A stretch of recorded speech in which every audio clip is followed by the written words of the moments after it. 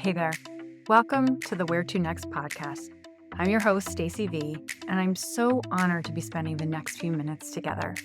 If you're ambitious and have been studiously creating a life only to realize it's not entirely the way you imagined it would be, and you feel like something's missing, pull up a chair, because we're going to figure out how to get you more without doing more.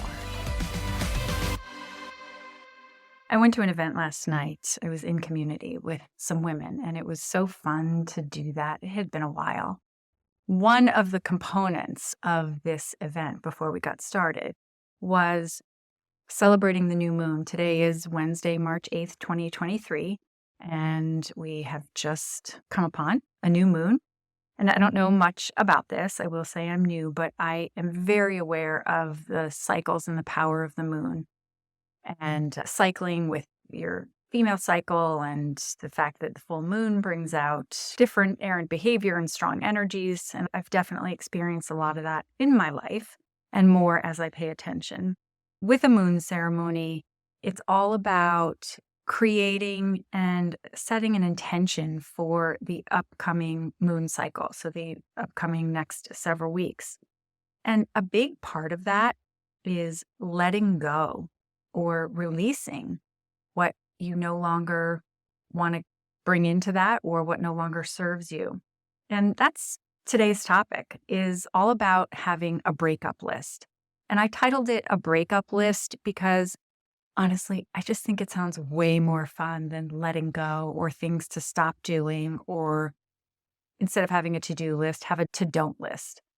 Breaking up sounds, especially now as an adult, there's a little bit of a levity to it. Yes, when we were teenagers or in our 20s and 30s or dating and you broke up with someone, it felt hard and it was emotional and it could be intense, but it could also be a sense of relief. And that's what I want today's conversation to be about. The levity and lightness that comes from breaking up with persons, places, things, habits, what have you.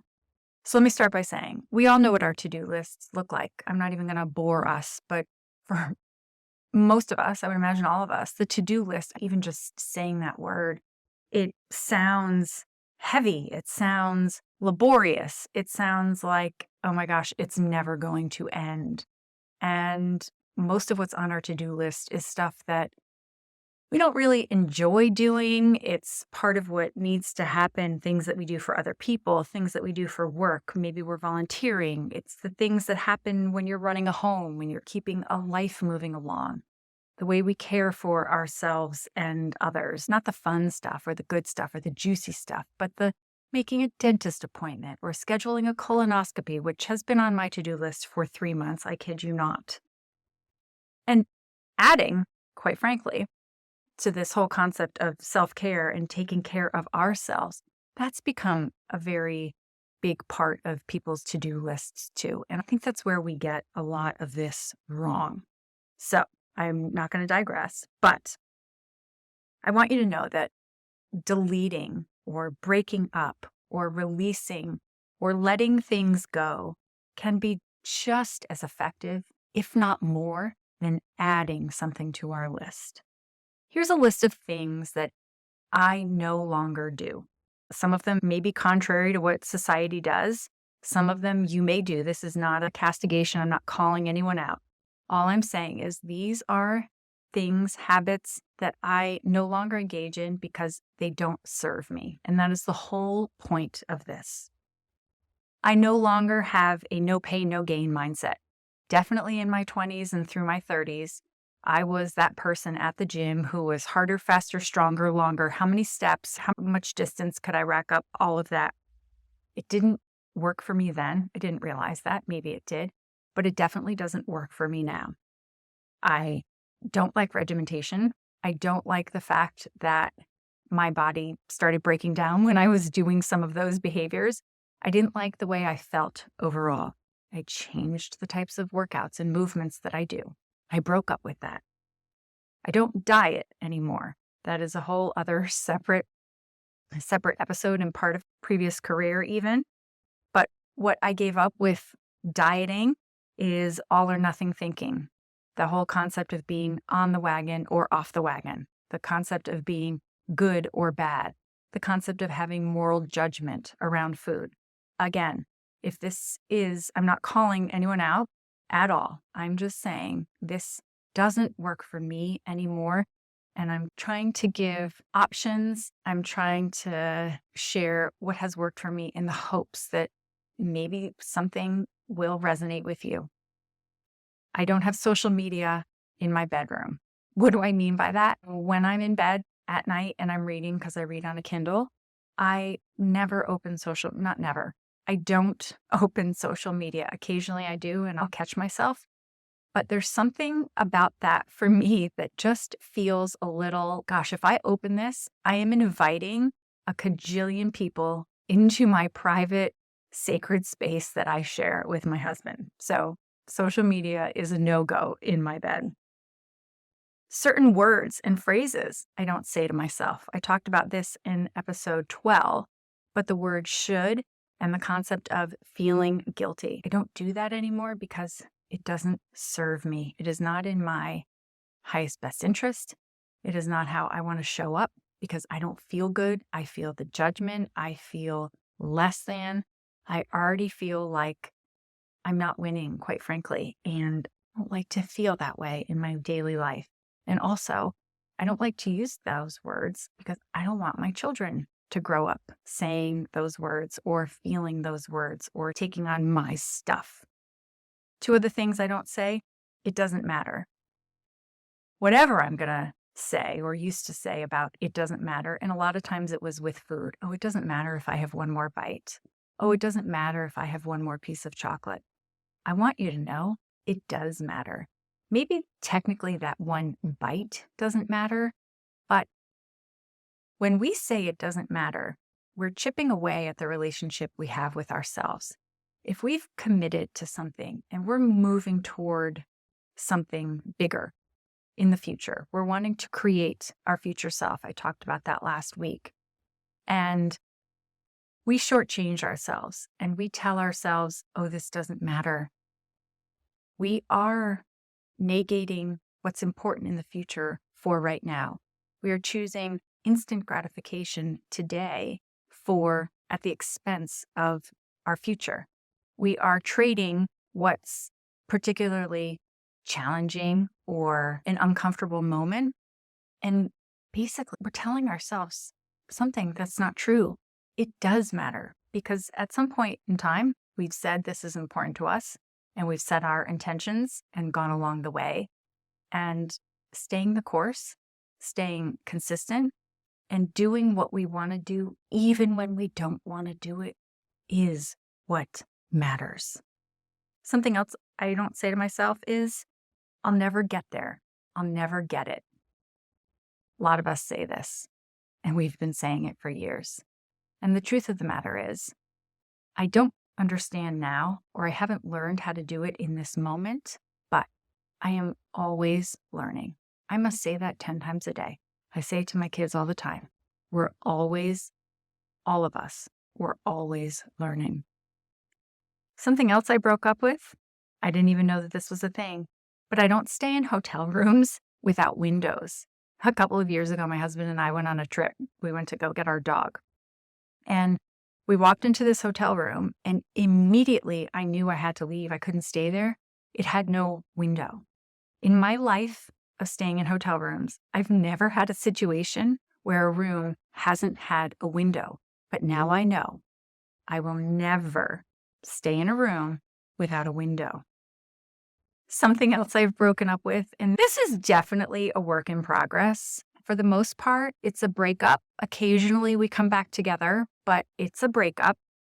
Perfectionist thinking. That ties back into some of the diet mindset with all or nothing and being on and off the wagon. But perfectionist thinking and the various types of perfectionist thinking have kept me stuck at times, have kept me playing small at times. And honestly, I'm exhausted from it and I'm just not here for it anymore. So instead of trying to make it all go away or eradicate it, because that doesn't work, what I've done is I've come to this place of acceptance within that sees perfection for what it is and knows it's coming with me, but I'm just not going to let it run the show anymore. And that's the part that I've broken up with, letting it run the show. Something else I broke up with years ago was saying things like, I am, identity statements. I am a nail biter. I am a hot mess. I am a workaholic. These are identity-based statements. I also talk about this in episode 12. And what happens when we tell ourselves continually, over and over, I am these things, we start to believe them, and they become part of who we are and part of how we identify. So what I can say, what I suggest is saying to yourself, I have the habit of biting my nails. I have the habit of being forgetful occasionally. I enjoy my work, and maybe I like to work more than XYZ. Putting some distance between you and these statements, putting distance between you and this sort of identity. Again, small, but very powerful and very mighty. So often, it's not what we're doing that stresses us out and makes us tired. It's the mental warfare and the emotional toll of the guilt, of the self-judgment, of the back and forth with our inner mean girl. So when we break up with these patterns, these habits, these behaviors, it's not so much the doing, rather the story or the spin or the impact it's having on us. That's what I want you to take away from that. If you're interested in having a breakup list, make it fun. Channel some of your favorite breakup tunes from whenever it was, the 90s or the 2000s. Write yourself a letter. Write a Dear John letter or a breakup letter. This makes it lighthearted. There's a lot of symbolism in sitting down to write a letter. This is no longer working for me. It was great while it lasted. I'm going in a different direction. I want different things for me now. And lastly, it's not you, it's me. And that's my favorite part. All of these things that we may want to break up with, served us at one moment in time. And a breakup letter allows you the opportunity to, I'm laughing because I just think it's so silly, but it's silly in a good way. And I've done this before. Yes, I have very much. The first time I went through this, I did this breakup letter. And you thank it for serving you, and then you let it go. You can throw the piece of paper, you can rip it up and burn it.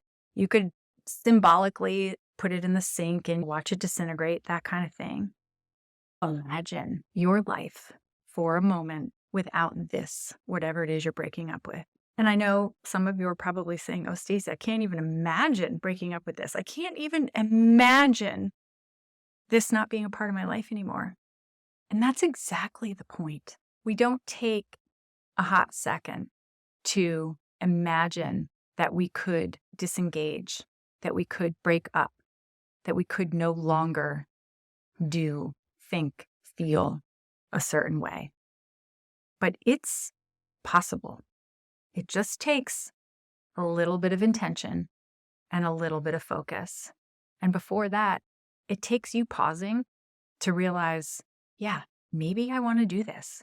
When you set out to practice, and practice in the form of a verb practice, as in this is going to take you a moment, what happens is you set your intention, you let this behavior go, you break up with it, and then your brain has a part of your brain is called the reticular activating system.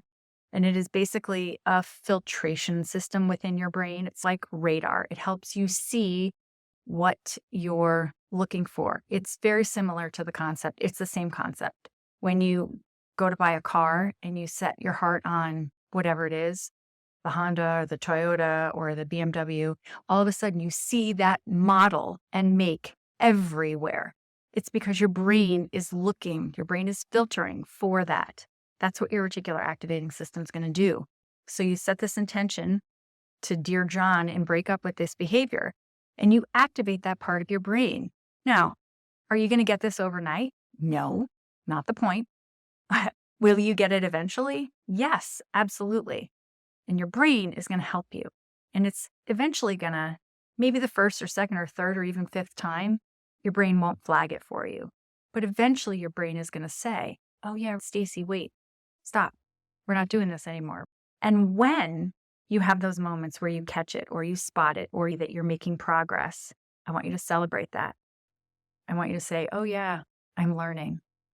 And when you see that a moment has passed, or you say to yourself, oh gosh, I did it again, what I want you to do is I want you to gently say to yourself, oh yeah, I see that. I did that.